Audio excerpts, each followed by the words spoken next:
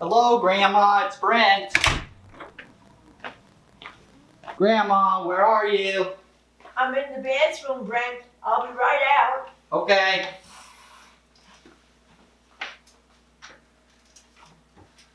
Takes me time. Hi, Grandma. Hi, Brent. How are you?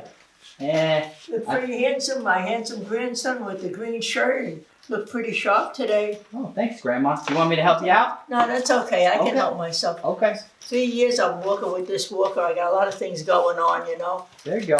Over the years, you know, I've broken hip replacement, knee replacement on one side, and a femur broken and a leg broken the other side. So I'm doing okay. Yeah. I think so anyhow. Right? I remember. Okay, I'll sit down, I'll be all right. It'll take me a little while, but Yeah. I'll be fine. Try to manage by myself as much as I can. Yeah. Okay, thank you, Brent. Okay, you having a good day? My depression came back again. Oh, no. Well, it's going to take time, you know, like anything else. It just it'll work out, I'm sure, you know, one day at a time. And, you know, you come around here, you know, I hardly see you anymore. So I guess that's why, but Yeah. things are going to get better, I'm sure, especially with the stupid political stuff going on. Everybody's going crazy between the political and the virus and everything else. Forget about it. Yeah. Nobody's happy today. I think we're all depressed. Grandma, have you ever dealt with depression? Well, sometimes I guess everybody has depression in their life, you know. Sometimes you get depressed because you lose a job until you get another job, and then in between you lose a boyfriend, you get depressed. So it keeps going on and on. But I think the worst depression I ever had was when I lost my daughter, who was only 29 years old, with cancer. And then that was a lot of depression, a lot of therapy I went through for a long time. I didn't want to eat, I couldn't sleep. It just went on and on. I didn't want to see anybody. I didn't even want to go out of the house. So until it took a long while until I finally got a lot of therapy until I finally took a while to get over it. And like they say, life it goes on. You know, you have to move on, and everything comes along, make you happy. And then what made me happy is when I had my wonderful, wonderful grandson Brent. When he was born, that made me very happy, and that made my depression go away, and I was very happy. Yeah, and after that, then I had a wonderful, beautiful granddaughter, Mary Ann. And then, like I say, my life was worth living. Before that, losing my daughter, even though I had a son, my life wasn't worth living. So I went through a lot of depression through those years. So I'm happy now, thank God. My grandson has grown up, my granddaughter's grown up, and I don't have to worry about working anymore. I'm retired, so I have a happy life, and I'm very happy. So, in order for me to beat my depression, I have to have a kid? Is that what you're saying?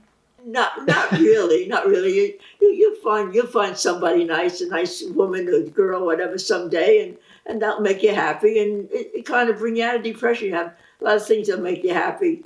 You can change your job, you meet new friends, and you try to be a positive person all the time. Always stay around positive people. Never stay around downers, because if you stay around downers, people will pull you down. You don't want to be down. You want to be up. And I've always been an upper person. And also, you always want to be a leader. You don't want to be a follower, so you always was a leader. And as far as I was concerned, I thought I was always a leader all my life. At least I thought so anyhow. Yeah. So anyhow, that's what I want for you, Brent. You're going to get out of it, and you'll be fine. Eventually, when all this is over, the virus, a lot has to do with the virus now, you know. You can't get out, you can't see friends, you can't do what you want to do.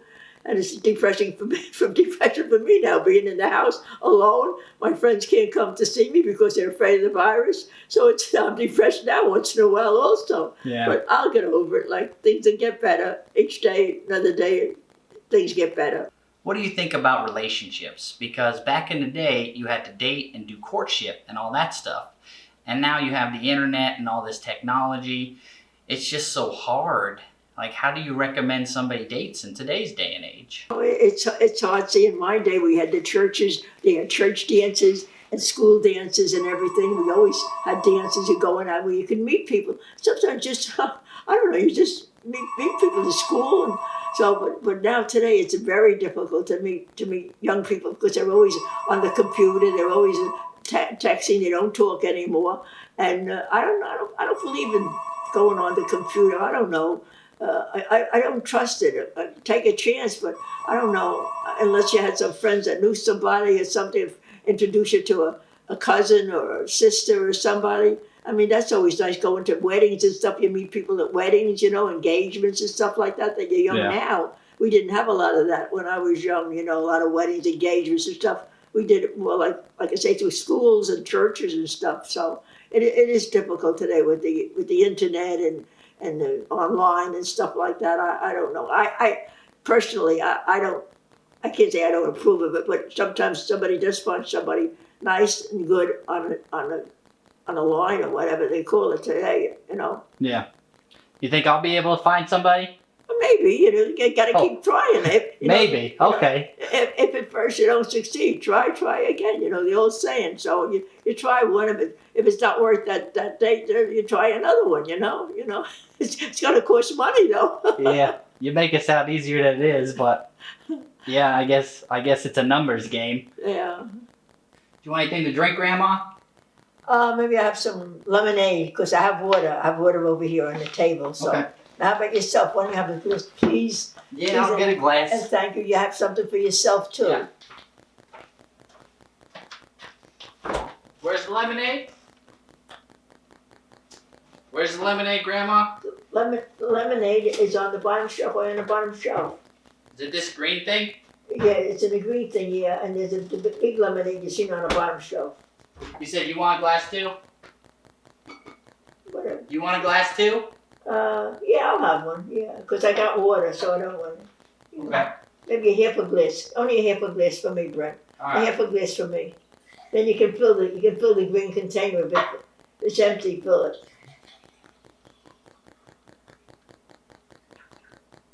Hold on.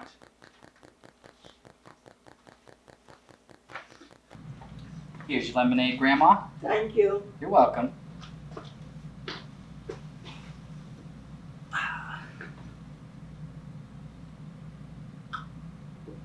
Pretty good, isn't it? Yeah, it's pretty good. Very good. What were some of the things you did for fun back in your day, Grandma? Well, I don't know, baby. By fun, what do you mean by fun? What did you do for entertainment? Oh. You're 90, what, 93, 94 now? 94. Yeah. Well, I told you a lot of things. We went to dances, we went to parties. Growing up, you played games. We went and played games.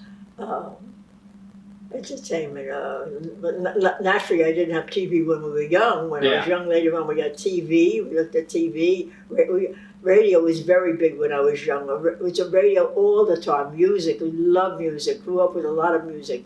The radio, and of course, like I say, the games and things going on. Whatever's going on, parties, Halloween parties, Thanksgiving Day parades. Parades going on. A lot of things going on when I was growing up. We saw a lot of things, of course, a lot of good things, but a lot of bad things too. Like when, of course, I was born during the Depression, 1926, and then during those years, of course, I wouldn't know any better because I was too young. But then, of course, I went to school and everything, and then, of course, the war came along, 1941, 39, in Europe and Germany, and then. All the young fellas, they were 16, 17 years old in high school. A lot of them all joined the service, and a lot of them didn't come back. So, but like I say, life goes on, no matter what. You just keep going, So, you lived during the Great Depression.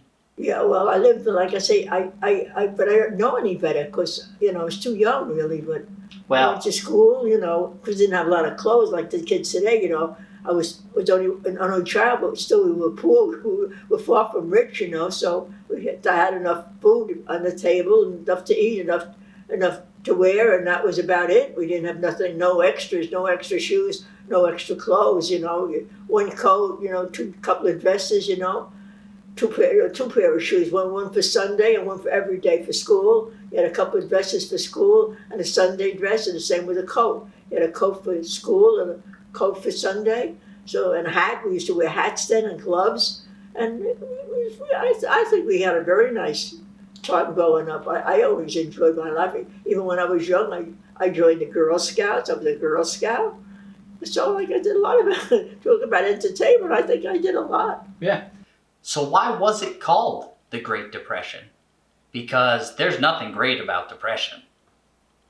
Everybody's worried about the Depression now. No, I said, why was it called the Great Depression? Because there's nothing great about depression. Oh, it's so great because everybody had a lot of money, all the millionaires and everything. All the banks went down, the stock market went down. Everybody lost all their money. Nobody had any money.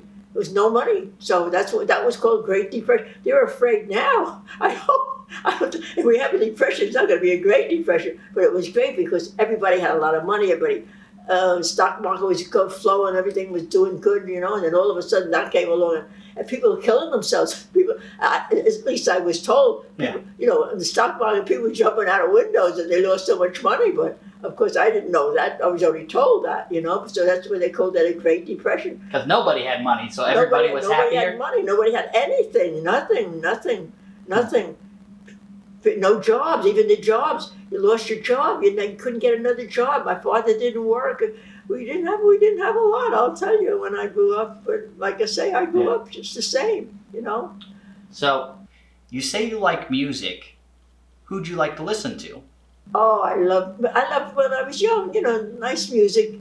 And then as I got older, of course, I listened to. I used to listen to all the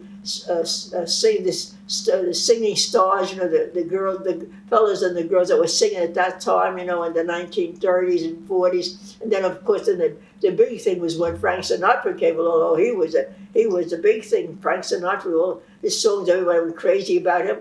I liked him a lot, but like I said, I didn't go crazy though. Like the kids were screaming and hollering. I wasn't one of those crazy kids jumping up and down, screaming and hollering. Yeah. I liked him, but not. You didn't have a Frank Sinatra poster hanging on the wall like all the girls did in my day? No post. No, I had no posters on my wall. No pictures or anything. No, not really. I didn't go for that. I wasn't like that. A lot of books. A lot of books I read.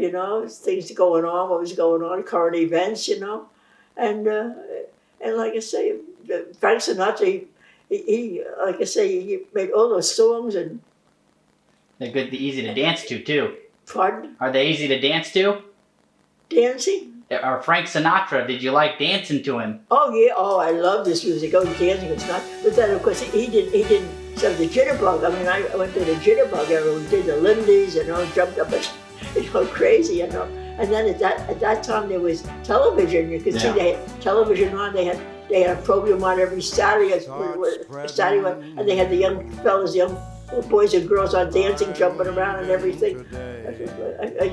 My mind is a blank right now. I'm trying to think what his name was. All those years he had the TV show, and then later on he went on to other things. But anyhow, it was a good era. It was a good era. Any advice you have for our future generations? You've almost made it to a century. You've lived through the first flu pandemic. What do you have as advice for us? Well, I don't know. I don't even remember the flu epidemic. Truthfully, I never had it. I never knew anyone that had it. I didn't even know there was a flu, tell you the truth. In fact, today, I don't even get a flu shot. Yeah. I mean, but I can't remember it really, tell you the truth. I can't tell you anything about it. Well, they didn't have the media. About it. They didn't have the media back then either, so. I'm sorry? They didn't have the media back then either. Exactly, yeah. The media today, they build it up even more, And then we had the radio when I was young. And, we got all our information from the radio, and that way they were good. They were good announcers, and they told you the truth, You believe what they said, Well, you believed. I mean, it was true. And then you read in the newspapers, everything was pretty good. It wasn't like today where it's so biased. Yeah. Everything is biased today. And you can't even look at the radio stations. One is one way, one is the other way. So you don't even know where to get your news from anymore. Yeah. But you try the best you can. You read and read books, all the books that are out now. Everybody's making a book. Everybody has a book out, Yeah. whether they're Republicans, Democrats, or whatever. Years ago, there was nice books. So one of the things I struggle with is worrying about others' opinions of myself. How did you overcome that stuff? Did you worry about others' opinions on you? Not really. I always said what you see is what you get.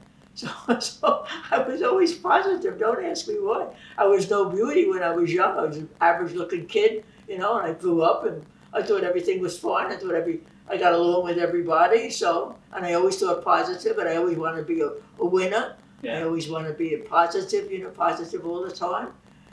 Always be a leader, never a follower. So, and I just followed through my life that way. And I got nice jobs. I had nice boyfriends. I had everything went pretty good for me. I thought, anyhow. Yeah. So. Then I know one thing that's especially hard for me in today's generation with the internet and everything. How do you deal with heartbreak? How do I deal with what? Heartbreak. Like heartbreak. Like relationships, broken relationships, or stuff like that. It's really hard today. Like I say, I don't know. The kids, they're not the same. They haven't been brought up the same. They can't take hard knocks. I mean, with a lot of we grew up, we had a lot of hard knocks, so we accepted it and we went on. But today, the kids, they get everything when they're young. Everything is so good, and they just figure it's going to keep on going that way. They don't want any hard knocks. They want everything to go their way. They're spoiled, most of them. And what else can I say? You made it to 94. 94.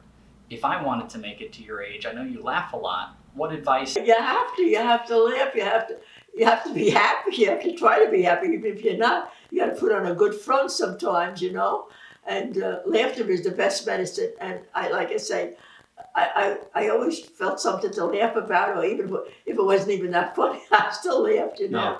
So that's all I can say is, you can't be the life of the party, but you don't want to be the life of the party, but you want to be able to get around and get with everybody, be happy with everybody, and make everybody like you or happy with you. It's your personality. And Yeah. I think, as far as I'm concerned, because I'm your grandmother, of course I'm prejudiced. I mean, I think you have a fabulous personality, nice disposition, and I don't think you'll have a problem in this world. And while I'm around, God bless you. I hope everything goes around fine for you. With your depression, you get over that depression. And like I say, this virus thing will get over with, and finally that'll help a lot too. I think so. Get together. People don't even want to do anything anymore. They Yeah. don't have, and then they just stay home and they text. They don't talk anymore. So maybe things will get better. Maybe they'll learn from people being together all the time. Then they'll learn. They want to get out. They want to be with people. They want to do things. Now everybody's cooped up. They can't go no place. They can't do anything. So I think things are going to get better. Your generation will be very well off. I think so. I hope so. Yeah, I think so. Yeah. Well, I think I feel a little bit better talking to you, Grandma, so thank you. Well, I'm glad I made you feel better. I hope you make you happy. You have a happy day and a wonderful life. And like I said, Brent, nobody's perfect. You're not perfect. I'm not perfect. You'll never find the perfect mate. But you do take whatever you have, do the best with whatever you have, and just try to be friendly, go out of your way, do some volunteering. You do some volunteering, make you happy. You'll meet a lot of people volunteering, and they're probably looking for somebody nice to talk to, because a lot of people are very lonely. They don't have anybody. Thank God I'm glad I'm still living to be 94, so I'm still around. Yeah. And I wish I could be around forever, Brett, for you, because I love you dearly. And I just want everything in your life to be happy and beautiful and wonderful. Have a wonderful life. Well, I appreciate you, Grandma. I'll go. Thank you, Brent, for coming. I love you. I love you too. I'll see you later. All right, good night. I can say good night. Bye-bye, Graham. Bye-bye, Brent. I'll see you later, Grandma. Hey, goodbye, Brent. I'll see you later. Have a good day. You too. Love you. Come again. I love you too. Love you more. All right. Bye. Okay, bye, honey. Have a good day. Be careful.